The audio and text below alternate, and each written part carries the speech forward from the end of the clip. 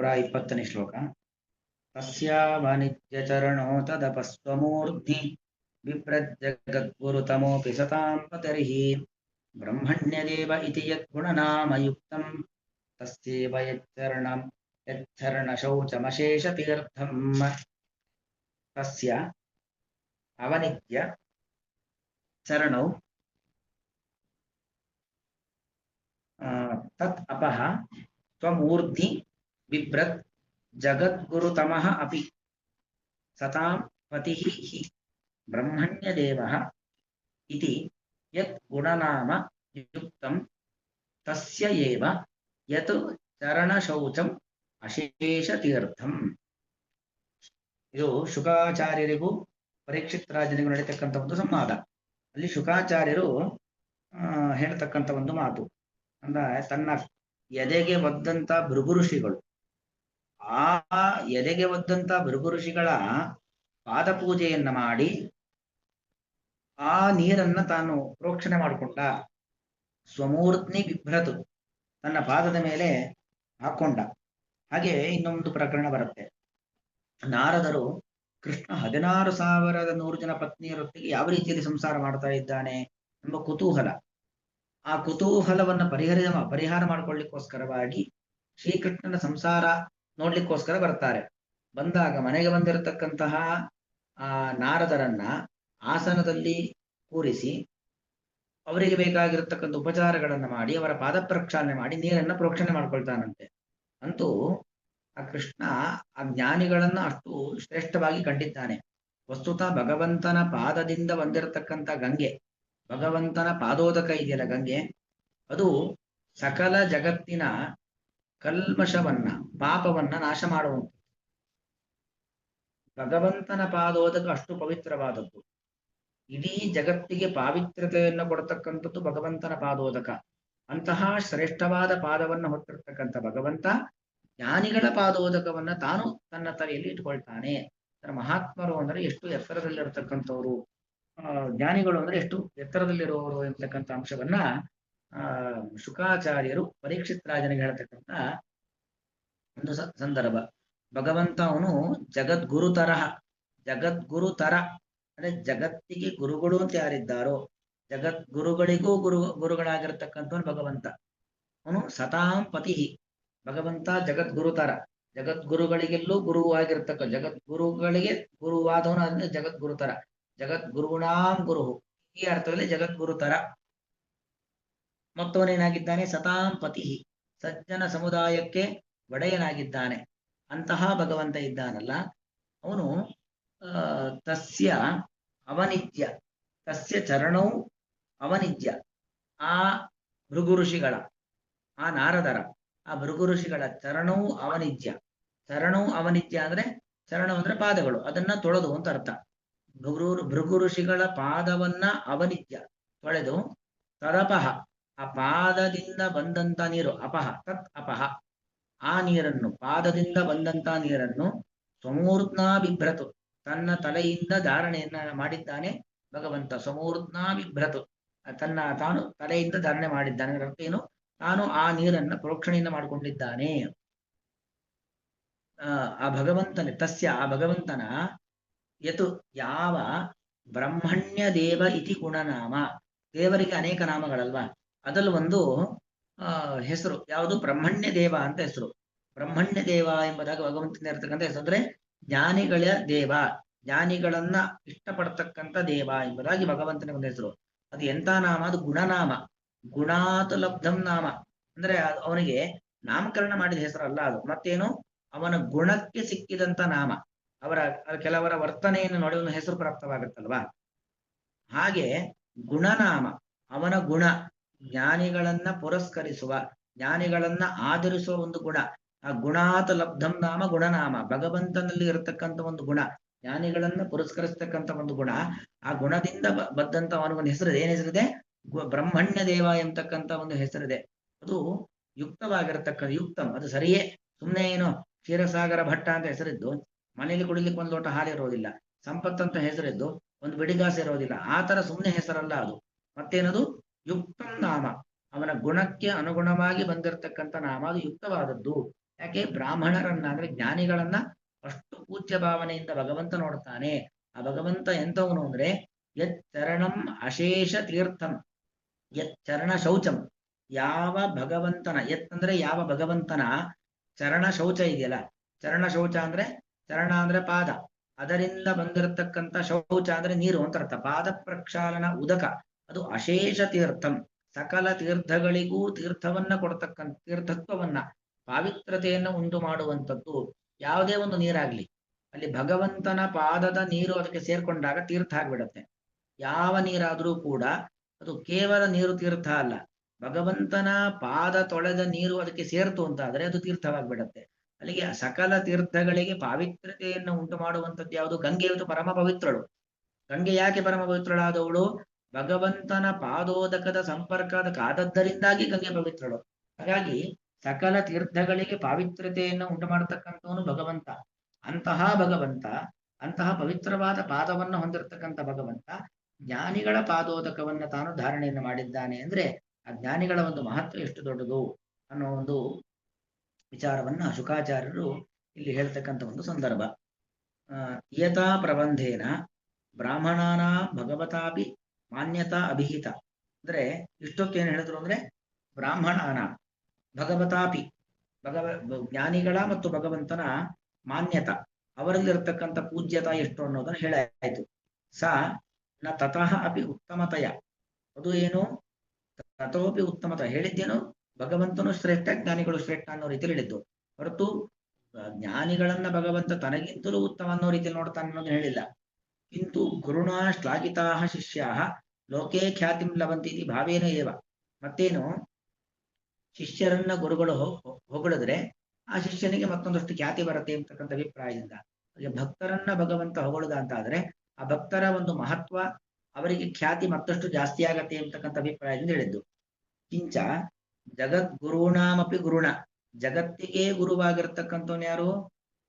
ಜಗದ್ಗುರುಗಳು ಅನೇಕರಿದ್ದಾರೆ, ಆ ಜಗದ್ಗುರುಗಳಿಗೂ ಗುರುವಾಗಿರ್ತಕ್ಕಂಥ ಭಗವಂತ.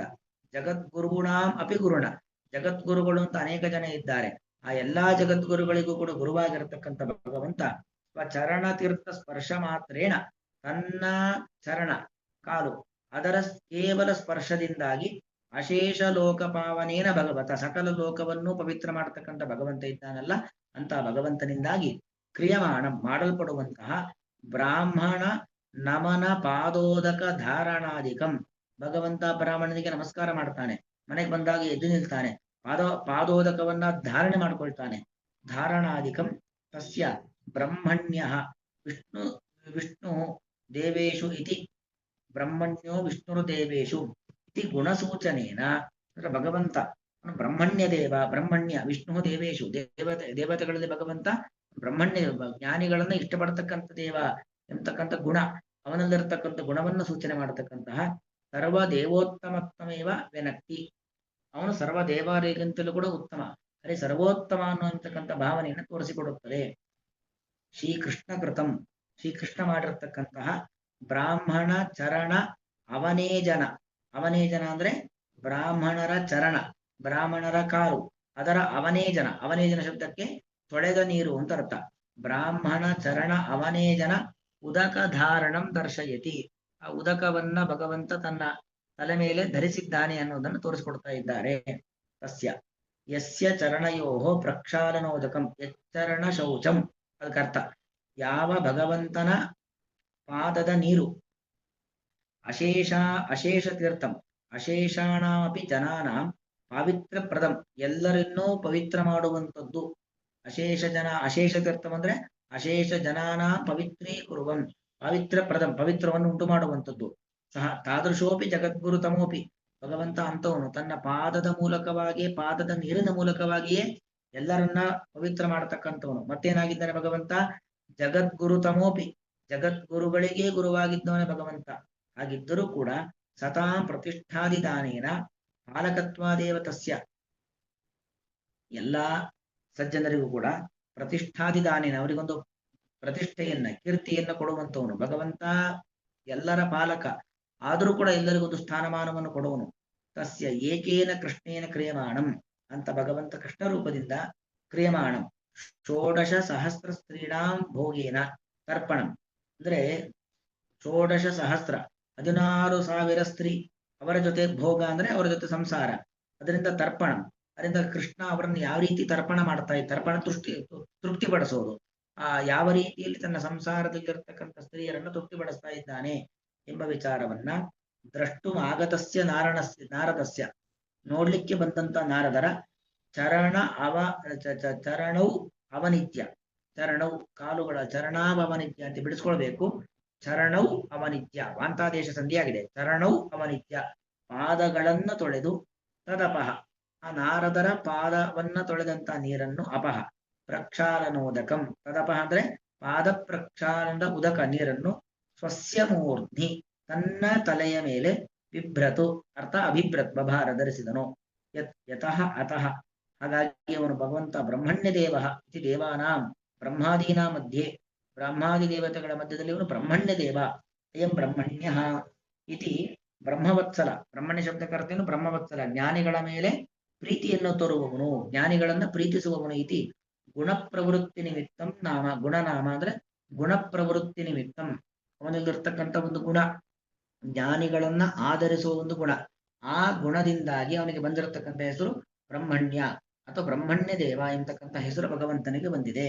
ತಸ್ಯೇವ ಯುಕ್ತಂ, ಅದು ಭಗವಂತನಿಗೆ ಸರಿ ಹೊಂದುವಂತ ಮಾತು ಬ್ರಹ್ಮಣ್ಯ ದೇವ ಅಥವಾ ಬ್ರಹ್ಮಣ್ಯ ಎಂಬುವಂತ ಮಾತು ಅದು ಭಗವಂತನಿಗೆ ಸರಿ ಹೊಂದದ್ದು. ಯುಕ್ತಂ ಈ ಇತ್ಯನೇನ ಪ್ರಸಿದ್ಧಮಿತಿ ಸೂಚಯತಿ, ಹೀಗೆ ಜ್ಞಾನಿಗಳನ್ನ ಭಗವಂತ ಯಾವ ರೀತಿಯಲ್ಲಿ ಬಹಳ ಆದರದಿಂದ ಕಾಣುತ್ತಾನೆ ಅನ್ನೋದು ಪ್ರಸಿದ್ಧವಾದದ್ದು. ಅತಏವ ಬ್ರಹ್ಮಣ್ಯೋ ಬ್ರಾಹ್ಮಣ ಪ್ರಿಯ ಇತಿ ತನ್ನಾಮಸು ಪಾಠ, ಭಗವಂತನಿಗೆ ಬ್ರಹ್ಮಣ್ಯೋ ಬ್ರಾಹ್ಮಣ ಪ್ರಿಯ ವಿಷ್ಣು ಸಹಸ್ರನಾಮದಲ್ಲಿ ನಾವು ಹೇಳ್ತೀವಿ ಅಲ್ವಾ, ತನ್ನಾಮಸು ಪಾಠ, ಭಗವಂತ ಬ್ರಹ್ಮಣ್ಯ ಮತ್ತು ಬ್ರಾಹ್ಮಣ ಪ್ರಿಯ, ಬ್ರಾಹ್ಮಣರಿಗೆ ಪ್ರಿಯನಾದವನು, ಬ್ರಾಹ್ಮಣರನ್ನು ಪ್ರೀತಿ ಮಾಡುವವನು ಎಂಬ ಅರ್ಥದಲ್ಲಿ ನಾವು ಹೇಳ್ತೇವೆ. ಯಥಾಹು ಇದಕ್ಕೆ ಸಂಬಂಧಪಟ್ಟ ಹಾಗೆ ಭಾಗವತಕ್ಕೆ ಒಂದು ಮಾತು, ಯಸ್ಮಾತ್ ಬ್ರಹ್ಮಕುಲಂ ಬ್ರಹ್ಮನ್ ಶಾಸ್ತ್ರಯೋನೇಹಿ ತವಾತ್ಮನಃ ಸಭಾಜಯತಿ ಸದ್ಧಾಮ ತದ್ಬ್ರಹ್ಮಣ್ಯ ಗುಣೋ ಭವಾನ್ ಇತಿ ದೃಷ್ಟ್ವಾ ಬ್ರಹ್ಮಣ್ಯ ದೇವಃ ತಂ ಅವರುಹ್ಯ ನಿಜಾಸನೆ ಉಪವೇಶ್ಯ ಅರ್ಹಯಾಂಚಕ್ರೆ ಯಥಾತ್ಮಾನಂ ದಿವೋಕಸಃ, ಅಂದ್ರೆ ಆತ್ಮಾನಂ ದಿವೋಕಸಃ ಯಥ, ಆತ್ಮಾನಂ ತನ್ನನ್ನು, ಭಗವಂತ ದೇವತೆಗಳ ಲೋಕಕ್ಕೆ ಬಂದ್ರೆ ಅವನನ್ನೇನ್ ಮಾಡ್ತಾರೆ, ದಿವೌಕಸಃ ದೇವತೆಗಳು ತಮ್ಮ ಆಸನದಲ್ಲಿ ಕೂರಿಸಿ, ಅವರು ಆಯಾಯ ಲೋಕಕ್ಕೆ ಅಧಿಪತಿಗಳು, ರುದ್ರದೇವರು ಕೈಲಾಸಕ್ಕೆ ಅಧಿಪತಿಯಾಗಿರುತ್ತಾರೆ, ಬ್ರಹ್ಮದೇವರು ಸತ್ಯಲೋಕಕ್ಕೆ ಅಧಿಪತಿಯಾಗಿರುತ್ತಾರೆ, ಇಂದ್ರ ಸ್ವರ್ಗಕ್ಕೆ ಅಧಿಪತಿಯಾಗಿರ್ತಾನೆ, ಯಮ ನರಕಕ್ಕೆ ಅಧಿಪತಿಯಾಗಿರ್ತಾನೆ. ಭಗವಂತ ಬಂದ ಅಂತ ಹೇಳಿ ಯಾವುದೋ ಆಸನದಲ್ಲಿ ಕೂರಿಸಿ ಅವರೇನ್ ಮಾಡೋದಿಲ್ಲ, ತಮ್ಮ ಆಸನದಲ್ಲಿ ಕೂತ್ಕೊಂಡು ತಮ್ಮ ಸಿಂಹಾಸನದಲ್ಲಿ ಕೂರೋದಿಲ್ಲ, ತಮ್ಮ ಸಿಂಹಾಸನವನ್ನೇ ಅವರಿಗೆ ಬಿಟ್ಟು ಕೊಟ್ಟು ಆದರ ಆತಿಥ್ಯವನ್ನ ಮಾಡ್ತಾರೆ. ಅದೇ ರೀತಿಯಲ್ಲಿ ಭಗವಂತನು ಕೂಡ ಯಸ್ಮಾತ್ ಬ್ರಹ್ಮನ್ ಅಂತ ಭಗವಂತನಿಗೆ ಸಂಬೋಧನೆ, ಇದು ಬ್ರಹ್ಮನ್ ಎಲೆ ಭಗವಂತನೇ, ಶಾಸ್ತ್ರಯೋನೇಹಿ ತವಾತ್ಮನಃ, ಭಗವಂತ ಶಾಸ್ತ್ರಯೋನಿ, ಶಾಸ್ತ್ರದ ಮೂಲಕವಾಗೇ ನಾವು ದೇವರನ್ನು ತಿಳಿಬೇಕು. ದೇವರನ್ನ ತಿಳಿಬೇಕು ಅಂತಾದ್ರೆ ಸುಮ್ಮನೆ ಯಾರೋ ಏನು ಹೇಳಿದ್ಕೊಳ್ಳಿ ತಿಳಿಬೇಕಾಗದಲ್ಲ, ಶಾಸ್ತ್ರಯೋನಿ ಭಗವಂತ, ಶಾಸ್ತ್ರದ ಮೂಲಕವಾಗಿ ನಾವು ದೇವರನ್ನ ತಿಳಿಬೇಕಾದದ್ದು. ಆ ಶಾಸ್ತ್ರಯೋನಿಯಾಗಿರ್ತಕ್ಕಂಥ ಭಗವಂತ ಅವನು ಅಂತಹ ಭಗವಂತ ಯಸ್ಮಾತ್ ಬ್ರಹ್ಮಕುಲಂ, ಯಾವ ಕಾರಣದಿಂದಾಗಿ ಬ್ರಹ್ಮಕುಲ ಜ್ಞಾನಿಗಳ ಸಮುದಾಯವು ಸಭಾಜಯತಿ ನಿನ್ನನ್ನು ಪೂಜಿಸುತ್ತಾರೆ, ಆಧರಿಸುತ್ತಾರೆ, ಸದ್ಧಾಮ ಭಗವಂತ ಎಲ್ಲ ಒಳ್ಳೆಯದಕ್ಕೂ ಆಶ್ರಯನಾಗಿದ್ದಾನೆ, ತದ್ ಬ್ರಹ್ಮಣ್ಯ ಗುಣ ಭವಾನ್ ಭಗವಂತ ಬ್ರಹ್ಮಣ್ಯ ಗುಣ, ಯಾವ ಬ್ರಾಹ್ಮಣರು ಜ್ಞಾನಿಗಳು ನಿನ್ನನ್ನ ಸಭಾಜಯತಿ ನಿನ್ನನ್ನು ಪೂಜಿಸುತ್ತಾರೋ ಅಂತಹ ನೀನು ಬ್ರಹ್ಮಣ್ಯ ಗುಣ, ಬ್ರಾಹ್ಮಣರನ್ನ ಅಂದ್ರೆ ಜ್ಞಾನಿಗಳನ್ನ ಪೂಜಿಸುವಂತ ಗುಣವನ್ನ ನೀನು ಹೊಂದಿದ್ದೀಯ. ದೃಷ್ಟ್ವಾ ಬ್ರಹ್ಮಣ್ಯ ದೇವ, ಬ್ರಹ್ಮಣ್ಯ ದೇವ ಜ್ಞಾನಿಗಳನ್ನ ಇಷ್ಟಪಡತಕ್ಕಂಥ ದೇವ ಭಗವಂತ, ತಂ ದೃಷ್ಟ ತನ್ನ ಮನೆಗೆ ಬಂದಿರತಕ್ಕಂಥ ತಂ ಆ ನಾರದರನ್ನು ನೋಡಿ, ಅಥವಾ ತನ್ನ ಮನೆಗೆ ಬಂದಿರತಕ್ಕಂಥ ಕುಚೇಲ ಅವನನ್ನ ನೋಡಿ, ನಿಜಾಸನೆ ಅವರುಕ್ಯ ತನ್ನ ಆಸನ ತನ್ನ ಸಿಂಹಾಸನದಲ್ಲಿ ಆ ಕುಚೇಲನನ್ನ ಕೂರಿಸಿ, ಉಪವೇಶ್ಯ ಏರಿಸಿ ಅದ ಮೇಲೆ ಕೂರಿಸಿ, ಅರ್ಹಯಾಂಚಕ್ರೆ ಪೂಜಿಸಿದನು ಅಂತ ಅರ್ಥ. ಯಥಾತ್ಮಾನಂ ದಿವೋಕಸಃ ತನ್ನನ್ನು ದೇವತೆಗಳು ಹೇಗೋ ದೇವಲೋಕಕ್ಕೆ ತಾನು ಹೋದಾಗ ಅವರ ಸಿಂಹಾಸನದಲ್ಲಿ ಭಗವಂತನನ್ನ ಕೂರಿಸಿ ದೇವತೆಗಳು ಹೇಗೆ ಆದರ ಆತಿಥ್ಯವನ್ನು ಮಾಡ್ತಾರೋ ಹಾಗೆ ತನ್ನ ಆಸನದಲ್ಲಿ ಆ ಕುಚೇಲನನ್ನ ಕೂರಿಸಿ ಭಗವಂತ ಆದರ ಆತಿಥ್ಯಗಳನ್ನ ಮಾಡ್ದ. ಅಂದ್ರೆ ಭಗವಂತ ಜ್ಞಾನಿಗಳನ್ನ ಅಷ್ಟು ಇಷ್ಟಪಡ್ತಾನೆ, ಅಷ್ಟು ಗೌರವ ಭಾವನೆಯಿಂದ ಕಾಣ್ತಾನೆ ಅನ್ನೋದು ಸರ್ವಿಪ್ರಾಯ.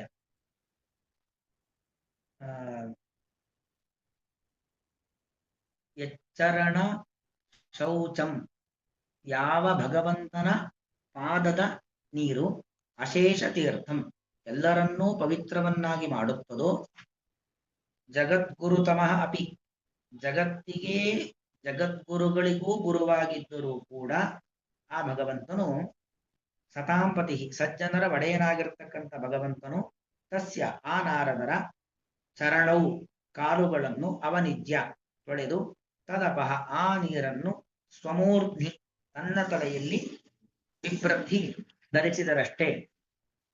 ಯತ್ ಯತ್ ಯಾವ ಭಗವಂತನ ಗುಣನಾಮ, ಅವನ ಗುಣದಿಂದ ಪ್ರಾಪ್ತವಾದಂತಹ ಒಂದು ಹೆಸರು ಬ್ರಹ್ಮಣ್ಯ ದೇವ ಇತಿ, ಜ್ಞಾನಿಗಳನ್ನು ಇಷ್ಟಪಡುವ ದೇವ, ಜ್ಞಾನಿಗಳನ್ನು ಆಧರಿಸುವ ದೇವ ಎಂತಕ್ಕಂಥ ನಾಮ, ಅದು ಯುಕ್ತಂ ಸರಿಯಾದದ್ದು. ತಸ್ಯೇವ ಯುಕ್ತಂ, ಅದು ಭಗವಂತನಿಗೆ, ತಸ್ಯೇವ ಯುಕ್ತಂ, ಅದು ಭಗವಂತನಿಗೆ ಪ್ರಿಯ ಇಷ್ಟ ಸರಿಯಾದದ್ದು ಹೊರತು ಇತರರಿಗಲ್ಲ.